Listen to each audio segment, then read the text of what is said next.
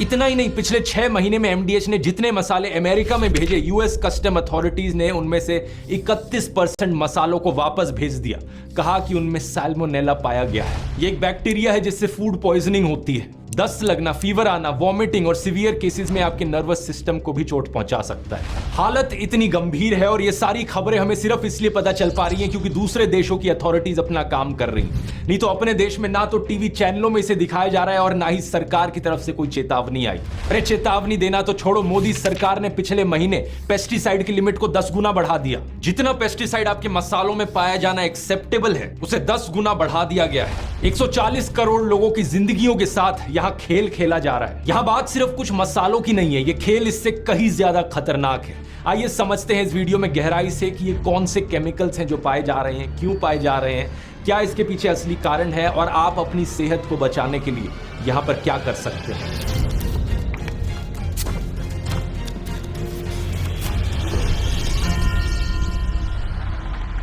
Video शुरू करने से पहले यहाँ एक चीज मैं साफ कर दूं, इससे पहले कि कुछ लोग रोएं कि बार बार सरकार को क्यों बीच में लाते हो, हमारे पापा की इसमें क्या गलती है। यहाँ पर इस बात में कोई दो राय नहीं है कि सारी जिम्मेदारी सरकार के ऊपर है। एवरेस्ट कंपनी से जब पूछा गया कि उनके मसाले ऐसे क्यों निकल रहे हैं तो उन्होंने क्या जवाब दिया कि हमें तो नेसेसरी क्लियरेंसेस और approval spice board of India ने ही दिया था। स्पाइस बोर्ड ऑफ इंडिया क्या है? इंडियन गवर्नमेंट की रेगुलेटरी अथॉरिटी है जो कि आती है ministry of commerce and industry के अंडर। इसके अलावा हमारे खाने में कैंसरस केमिकल्स हैं या नहीं, ये जांच करने की जिम्मेदारी है FSSAI की, food safety and standards authority of India, जो कि आती है ministry of health and family welfare के अंडर।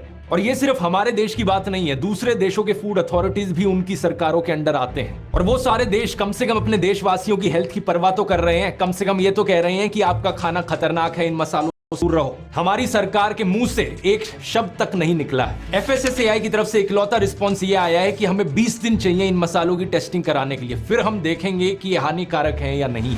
इन्हें 20 दिन चाहिए। यहाँ पर एक आम आदमी ने अपनी तरफ से टेस्टिंग करा ली और कुछ ही दिनों के अंदर टेस्ट रिजल्ट्स आ भी गए। और FSSAI वो यूनिट है जिन्होंने 20 दिन मांगे ये जवाब देने के लिए कि इसके अंदर इथाइलिन ऑक्साइड प्रेजेंट है या नहीं है। मेरा सवाल FSSAI से ये है कि अगर मैं 4 दिन के अंदर पता लगा सकता हूँ कि इसके अंदर कितना इथाइलिन ऑक्साइड है, तो आपको 20 दिन का टाइम क्यों चाहिए? इस रिपोर्ट को देखिए, एक ट्विटर यूजर ने खुद से डिसाइड किया कि वो एवरेस्ट के फिश करी मसाले को टेस्टिंग करने के लिए भेजेगा। उसने इसे food hygiene and health laboratory में भेजा। 23 अप्रैल को उसने 50 ग्राम मसाले का सैंपल भेजा और 26 अप्रैल को रिपोर्ट तैयार भी होकर आ गई। क्या पाया गया? इस मसाले में इथाइलिन ऑक्साइड की मात्रा 7.57 मिलीग्राम पर किलोग्राम की कॉन्सेंट्रेशन में मौजूद है। इसकी लिमिट है 0.1 मिलीग्राम पर किलोग्राम, यानी कि ये लिमिट से 70 गुना ज्यादा मात्रा में कैंसर कॉजिंग केमिकल मौजूद था।